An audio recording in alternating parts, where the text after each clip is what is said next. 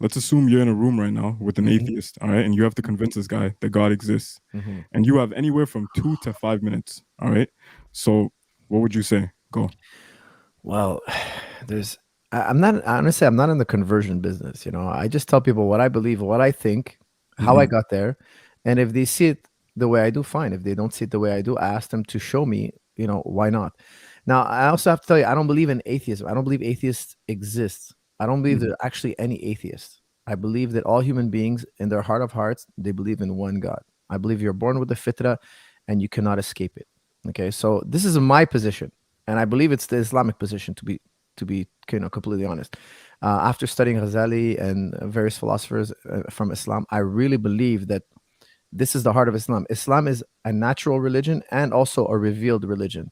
So there's nobody who's truly a real, authentic atheist. The reason Hmm. for that is I always like to give the example of a blind man. If you talk to a blind man and you ask him about the color red, no matter how intelligent he is, he has no idea what you're talking about. To him, the color red is just a sound. He believes you because other people tell him that they can see and that he's missing out on a certain perception. And he has that leap of faith. He says, look, this is not a huge conspiracy. People are telling me I have a handicap. I'm blind. And they're seeing these colors and I'm not. And they can prove it to me. They can call out an object that's on its way towards me. And when it arrives, it's close to me. They'll be like, check out the object. We told you it was coming your way. We saw it with this perception that you do not have. You do not have this perception. So when I talk to a blind man about the color red, he has no idea what I'm talking about because he's never experienced the color red. Hmm. I've never spoken to an atheist, talked to him about God, and he's like, "What are you talking about? I've never heard of this. I have no conception of it whatsoever." Because you can understand my concept of God, you have had a direct experience with this idea, God. So, for instance, if I see red, I have a direct experience with red, and I've never seen a red bicycle in my life. But if you talk to me, if you show me a black bicycle, a green bicycle, and you say, "Remember that color red you saw? Yeah, imagine a red bicycle. We should paint this bicycle red." Now, it might be the first red bicycle in existence, but I can imagine it. Why? I've experienced red and I've experienced bicycle, and now I can put them together. Okay. You cannot talk about the color red unless you have experienced the color red. I don't know if you guys have kids, but I told my kids, don't touch this, it's hot. Don't touch it, it's hot. He has no understanding until he touches it and he burns his hand. And then he realizes, now I understand what you're saying when you say it's hot. All kids burn themselves eventually. Why? They have no idea what you're talking about. When you tell them something is hot, you're just making a sound with your mouth that they have no association with it. After they burn themselves, they say, "Oh, that word hot is associated now with that pain." When I talk about God and you converse with me, you tell me you don't believe it. You're in a way you're admitting you have this idea within you. Now imagine you were in a dark room your entire life. You were in a dark room your entire life. You've never were exposed to a flower. You've never seen a flower. You're just sitting in the room your whole life. We've incubated you in this room, and one day I open the door and I show you a flower.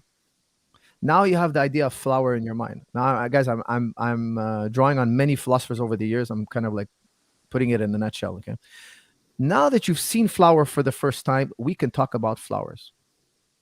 If I came into that room and you never saw a flower and I started talking to you about flowers, you would have no idea, you have no experience with flowers. You have no idea what I'm talking about.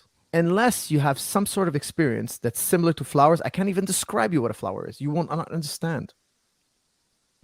How come when I talk to people about God, they always tell me, yeah, well, I don't believe in God because if God was so good, he would have removed all the pain. But you're conversing with me, you're talking to me about, you understand what I mean by God. Khalas, in my opinion, you have a belief in God. Deep in your heart of hearts, you have a belief in God. And that's what the word kafir originates from. Somebody who's covering. What is he covering? He's covering his fitra. But deep down inside, he's not atheist. Deep down inside, in his heart of hearts, he is not atheistic. Now, I'll tell you that you know God even before you were born. Hmm. Okay? Why do we say that? Well, if you think about, if you try to reverse your life back, if you play your life backwards, there was a time and place where you're in the womb and you didn't have an ego yet. Psychologists say the ego develops at the year at one age, at the year of at the age of 1 years old. Then you develop an ego. You have that me.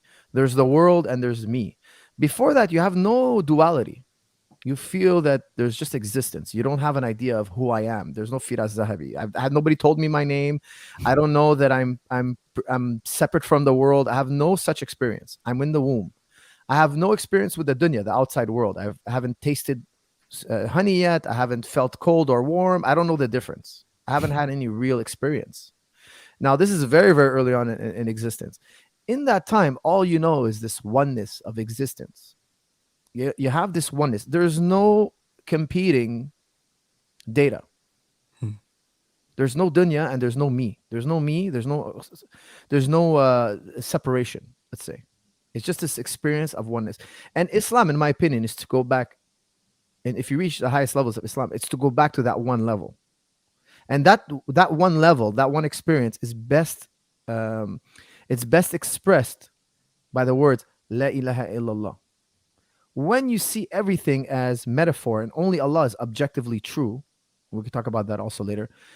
Islam is the realization that only God exists objectively. Everything else, according to Ghazali, okay, I have to appeal to authority here because nobody's going to believe me. Who am I? Everything is metaphor. Everything, me and you, we're all metaphor. We don't exist the same way as God. God exists objectively and uniquely, and in one sense, we are just a reflection. So, for instance, the famous ayat in the Quran is ayat al-Nur, and it talks about God as a light, and the lamp is a reflection of that light. Ghazali appeals to that. He says, look, every human being is a point of awareness. Would you say that every human being has a point of awareness within him?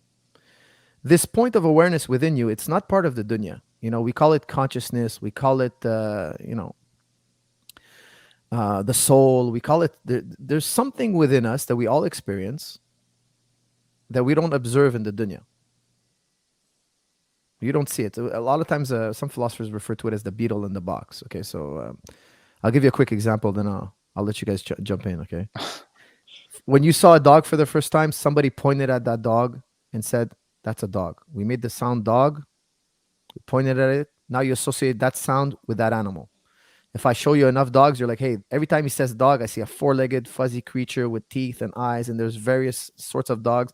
And the word dog refers to this object in the world.